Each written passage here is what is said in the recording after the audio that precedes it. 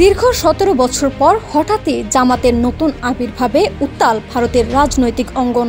সম্প্রতি ভারতের সাবেক রাষ্ট্রদূত ও পররাষ্ট্র সচিব হর্ষবর্ধন শ্রীংলা এই বিষয় দিয়েছেন সরাসরি সতর্কবার্তা।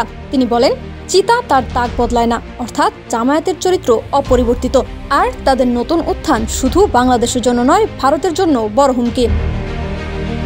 বৃহস্পতিবার নয়াদিল্লির ইন্ডিয়া ইন্টারন্যাশনাল সেন্টারে শিক্ষাবিদ ও সাবেক রাজ্যসভার সদস্য জওহর শিরকার পরিচালিত আমরা কি বাংলাদেশের নির্বাচনের জন্য প্রস্তুত শীর্ষক আলোচনায় অংশ নিয়ে শ্রীংলা বলেন, বাংলাদেশে ক্ষমতায় যেই আসুক ভারত তার সঙ্গে কাজ করবে, কিন্তু সেই সরকার যদি ভারতের স্বার্থের বিরুদ্ধে অবস্থান নেয় তখনই তৈরি হবে নতুন সংকট।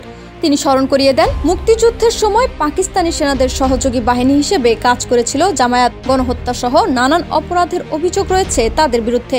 পাশাপাশি এই সংগঠন মুসলিম ব্রাদারহুডের অংশ, যাদের নেটওয়ার্ক সক্রিয় বাংলাদেশ, পাকিস্তান, মিশর সহ একাধিক দেশে।